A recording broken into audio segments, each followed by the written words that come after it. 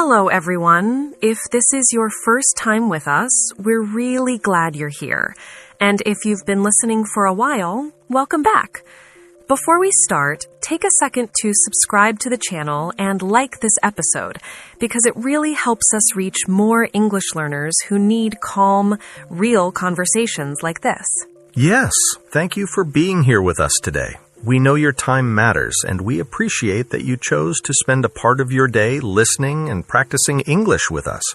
So, Mike, before we jump into anything serious, how are you doing today? And I mean really doing, not the short, polite answer we usually give. Honestly, I'm a bit mixed today. Part of me feels fine, but another part of me still feels a little tense from something that happened this morning. Oh, that already sounds like something many people can relate to. What happened? I had to attend a work event early in the morning. You know the type. A room full of people, most of them already talking to each other, and you're supposed to walk in and just join. I'm already feeling that in my shoulders just hearing about it. Yeah, I walked in holding my coffee, trying to look calm, but inside I could feel my body reacting. My hands weren't steady, and I kept thinking, okay, just breathe, just stand here for a moment. That moment where you're standing there, pretending to look around casually, but inside your mind is very loud. That's a perfect way to describe it. My mind was racing, but my body felt frozen at the same time. That sounds really uncomfortable. And for our listeners, uncomfortable means you don't feel relaxed or at ease. Your body feels tight and your thoughts feel heavy. Yes, uncomfortable is the right word. My heart was beating fast and I kept worrying that someone would notice how nervous I felt. I think many of our listeners know that feeling very well, even if they've never talked about it out loud. You think so? I really do. And that's actually why today's topic matters so much. Today, we're going to talk about social anxiety, how it feels, and how to talk about these feelings in simple, clear English. I'm really looking forward to that. Me too. And remember, you don't need to understand everything perfectly. Just listening and being here is already a step forward. That takes some pressure off. Good. That's what we want. So, Mike, earlier you described feeling nervous at that event, and I think this is a good moment to slow down and really talk about something important, because many people wonder whether what they feel is just normal nervousness or something deeper. Yeah, I've asked myself that question a lot. Sometimes I think maybe everyone feels this way, and other times I wonder why it feels so intense for me. That confusion is very common. Feeling nervous is a normal human response. It happens when we're doing something new or when something matters to us. Like giving a presentation or meeting someone for the first time. Exactly. In those situations, your body reacts, but you can usually still do the thing, even if it feels uncomfortable. Right. You might feel nervous, but you still show up. Yes. Social anxiety is different, not because the feeling is completely new, but because the feeling is stronger and lasts longer. And most importantly, it can stop you from doing things you want or need to do. That's the part that really hits home for me, the stopping part. And I want to be very gentle when we talk about this, because social anxiety isn't a personal failure. It's not about being weak or shy. I'm glad you said that because a lot of people blame themselves. They do. So let's use an example. Imagine you're invited to a small party. If you feel nervous but still go, talk to a few people, and leave feeling tired but proud, that's normal nervousness. Even if it felt awkward. Yes, even if it felt awkward. Awkward means uncomfortable and a little embarrassing, like when you don't know what to say and there's a pause. I know that pause very well. Now, if you feel so anxious about that same party that you decide not to go at all, or you cancel at the last minute every time, that might be social anxiety. So the difference is not the feeling itself, but how much power it has over your choices. That's a really good way to put it. When anxiety controls your behavior, it becomes heavier. I can think of times when I avoided events for weeks just because I didn't want to feel that way again. Avoid is an important word here.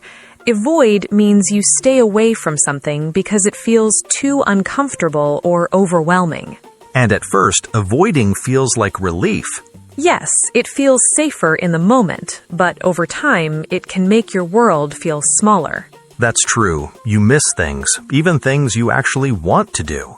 And this is something many people don't talk about, because from the outside, it can look like you're just being quiet or private. Or unfriendly. Or uninterested, when inside you're actually trying very hard. That misunderstanding hurts sometimes. It really does. And social anxiety doesn't look the same for everyone, which is another reason it's hard to explain. What do you mean?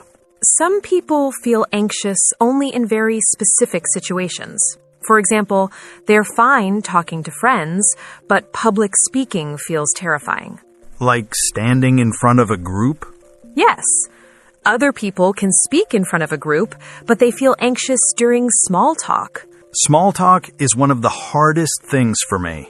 Small talk is casual conversation, like talking about the weather, work, or your weekend. It sounds simple, but it can feel very hard. It feels like there's pressure to say the right thing, even though nothing serious is being discussed. And when the conversation stops for a moment, that silence can feel very loud. That silence makes me feel like everyone is waiting for me. That's such an honest description. And for someone with social anxiety, that silence can trigger a lot of thoughts very quickly. Thoughts like, they think I'm boring, or I sound strange. Exactly. Those thoughts can come fast and feel very real, even if they're not true. I wish people talked about that more. Me too. Because when you hear someone else describe it, you realize you're not imagining things. It's comforting to know that these patterns are shared. And that's something I want to remind our listeners. If you experience this, it doesn't mean there's something wrong with you. It means your nervous system is reacting strongly to social situations. Hearing it explained like that feels less personal, in a good way. That's the goal, to take away some of the shame and replace it with understanding. And understanding makes it easier to talk about. Yes, and that's why learning the language to describe these feelings matters, especially in English, when expressing emotions can already feel challenging. I can imagine listeners thinking, I feel this way, but I don't know how to say it. And we're going to help with that. But first, it's important to recognize what you're feeling and to know that it exists on a spectrum. Meaning some days are harder than others.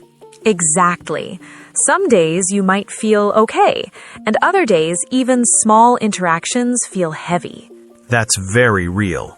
And if you're listening and thinking, this sounds familiar, please know that you're not alone, and you don't have to figure this out all at once. Just understanding the difference between nervousness and social anxiety is already a step. A meaningful step. And from here, we can start talking about how social anxiety shows up in daily life and how the body reacts when it happens. I think that will help a lot of people connect the dots. I agree. So now that we've talked about what social anxiety is and how it can be different from normal nervousness, I think it's really important to talk about where it shows up. Because for many people, it doesn't appear everywhere, only in certain moments. That's true for me. There are situations where I feel almost fine, and then there are others where my body reacts before I even have time to think. And that reaction can feel surprising, especially when you don't expect it. Yes, like phone calls. I never think of myself as someone who's afraid of talking, but when my phone rings and I don't know who's calling, my heart starts racing. Phone calls are a big one for many people. You can't see the other person's face, so you don't know how they're reacting. And there's no time to pause. You have to respond right away.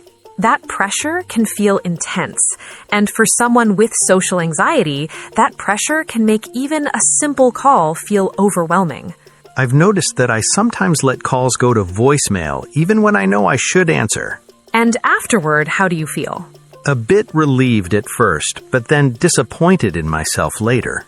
That mix of relief and disappointment is very common, and it can be exhausting to go through that cycle again and again. It really is. Another situation that's hard for me is eating in front of other people, especially people I don't know well. That's something many people don't expect, but it's very real. Eating is such a basic thing, but when others are watching, it can feel different. I become very aware of how I'm holding my fork, how I'm chewing, whether I'm making noise. That's being self-conscious. Self-conscious means you're very aware of yourself and worried about how others see you. And once that starts, it's hard to enjoy the food. It takes the joy out of the moment and replaces it with tension. Yes. And then I start thinking, why am I like this? That question comes up for a lot of people, but it's important to pause there and remember that these reactions are not chosen. That's hard to accept sometimes. I know. And this is where understanding the body becomes really helpful, because social anxiety is not just in your thoughts, it shows up physically. Very physically. Earlier, you mentioned your heart beating fast. That's one of the most common signs. It feels like my chest is very tight. A fast heartbeat, a tight chest, sweaty palms, these are all signals from your body. I also get this strange feeling in my stomach, like it's moving. That's often called butterflies in your stomach. It describes a fluttery, nervous feeling that's hard to ignore. It's a strange phrase, but it fits. And for some people, their face gets hot or red. That's called blushing.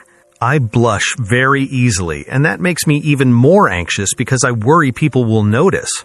That fear of being noticed can make the physical reaction feel stronger.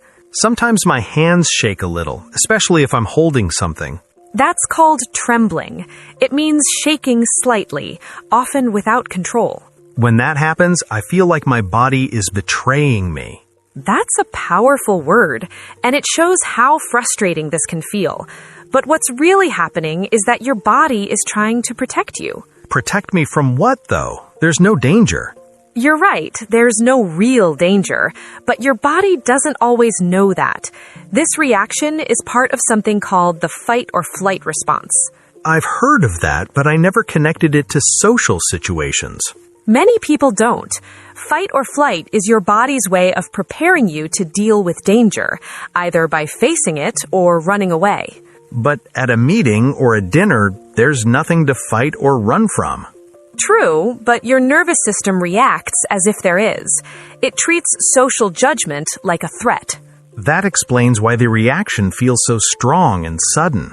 Understanding this doesn't make the feeling disappear, but it can help you be kinder to yourself when it happens. Instead of thinking, I'm weak, you can think, my body is reacting. Yes, and that shift matters, because when you stop fighting the feeling, it often becomes a little easier to manage.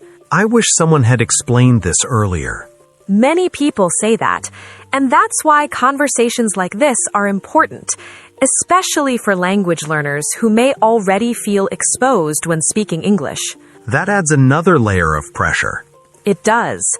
You're not only navigating social expectations, but another language. That's a lot for anyone. It is.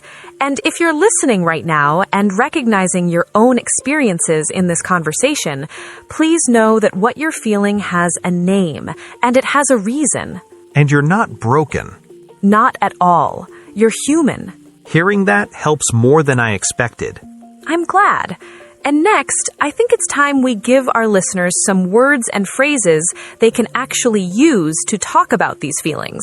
Because understanding is important, but being able to express yourself matters just as much. I agree. There were so many times when I knew how I felt, but I didn't know how to put it into words, especially in English. And when you can't express it, the feeling can grow even stronger inside. Yes, it feels like everything stays trapped. So let's start with something very simple and very powerful. The sentence, I feel nervous.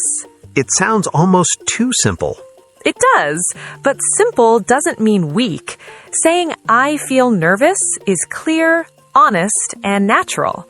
And you can use it in many situations. Exactly. You can add more detail if you want. For example, I feel nervous when I speak in front of people. Or I feel nervous about my job interview tomorrow. Perfect. That structure is very useful. I feel nervous plus when or about. That already makes it easier. You can also say, I get nervous.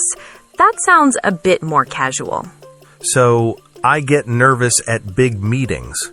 Yes, or I get nervous when I have to make phone calls. That one really speaks to me. And if you want to talk about the situation itself, you can say, it makes me nervous. Like, public speaking makes me nervous. Exactly. Or meeting new people makes me uncomfortable. Uncomfortable is a good word when you don't want to sound too strong. Yes, it's softer but still honest. Now let's talk about the word anxious, because many people hear it but aren't sure how to use it. I used to think it sounded very serious. It can sound stronger than nervous, but it's very common in everyday English. You can say, I feel anxious about my presentation. Or, I feel anxious in social situations. Yes. Anxious often suggests that the feeling lasts longer or feels more intense. That makes sense. You can also say, I have anxiety about something. For example, I have anxiety about speaking English in public. That's a very honest sentence, and many of our listeners might relate to it deeply. Saying it out loud already feels like a small release. It often does, and it's also okay to tell someone when you're feeling overwhelmed. Overwhelmed is when everything feels like too much, right? Yes, you feel like you can't manage all of it at once. You could say, I'm feeling a bit overwhelmed. Can we take a short break? That sounds polite and clear. It is, and if you're with someone who cares about you, they will usually understand. That's reassuring. Now let's talk about what you can do in those moments, because words help, but actions help too. I think listeners really need this part.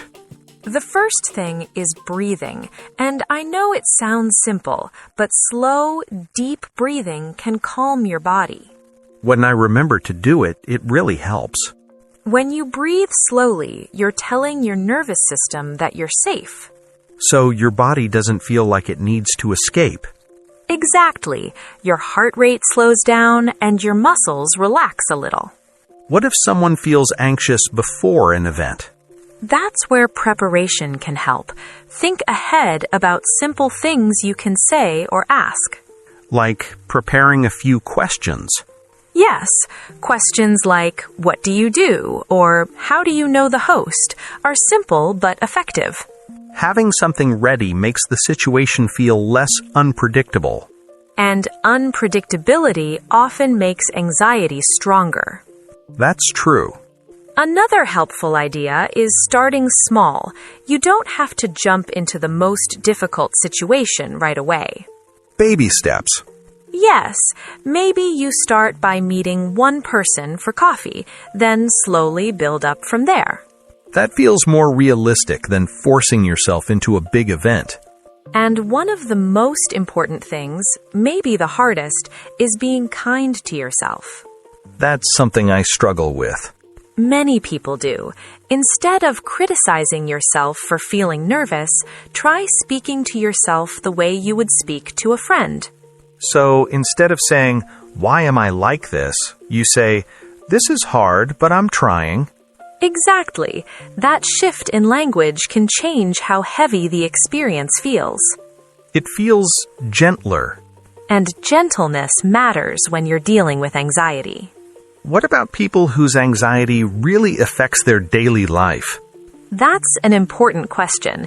If anxiety is stopping you from working, studying, or connecting with others, it's a good idea to talk to a professional. Like a therapist or counselor. Yes, getting help is not a failure. It's a form of self-care. And it takes courage. It really does. And I also want to say something directly to our English learners. I was hoping you would. Feeling anxious about speaking English is very common. Making mistakes, not finding the right word, worrying about pronunciation, all of that can trigger anxiety. I've felt that myself when learning another language.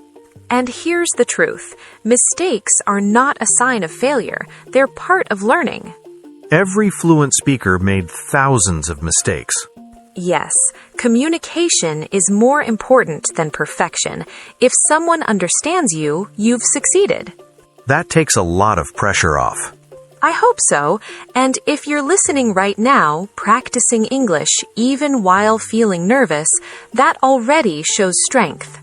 You're doing something brave. You really are. Before we finish today, I think it's a good idea to slow down for a moment and look back at what we've talked about, not in a rushed way, but calmly, so everything can settle. I like that. It helps things feel complete. So first, we talked about social anxiety and how it's more than just feeling a little nervous.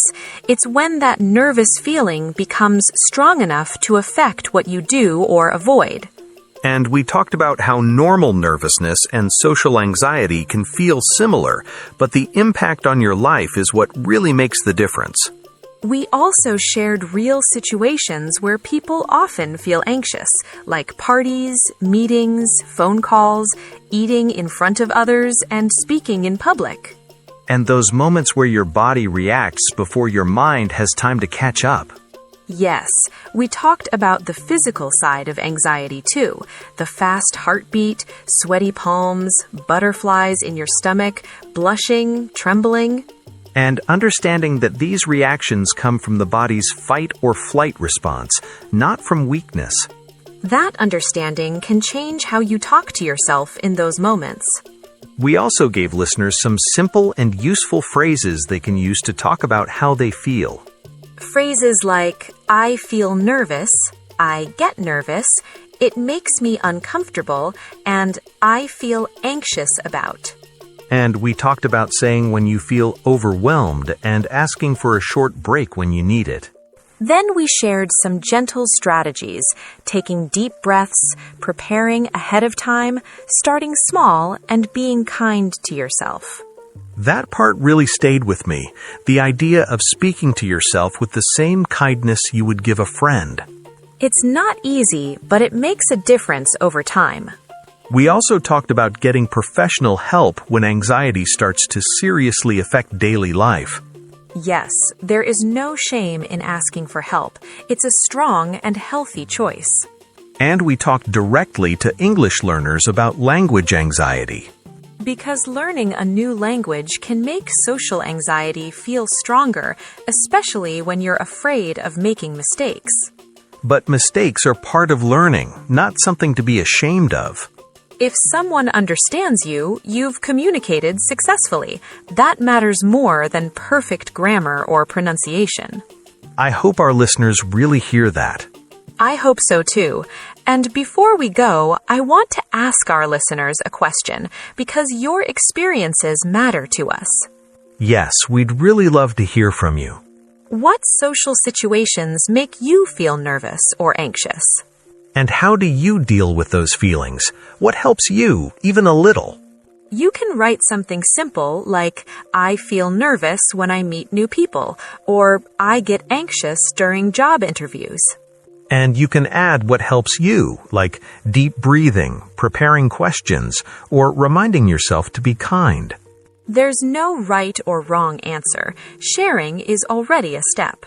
We read your comments, and we really appreciate hearing your stories.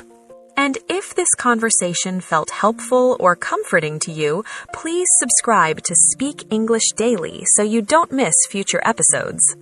Give this episode a like if it connected with you, and share it with someone who might need it. Learning English doesn't have to be lonely. We're all learning together. Thank you so much for spending this time with us today. Yes, thank you for being here, for listening, and for showing up for yourself. Remember, it's okay to feel nervous. You're not alone in this. Be patient with yourself, be kind to yourself, and keep practicing your English, one step at a time. You're doing better than you think. We'll see you next time on Power English Speaking. Take care, everyone. Goodbye.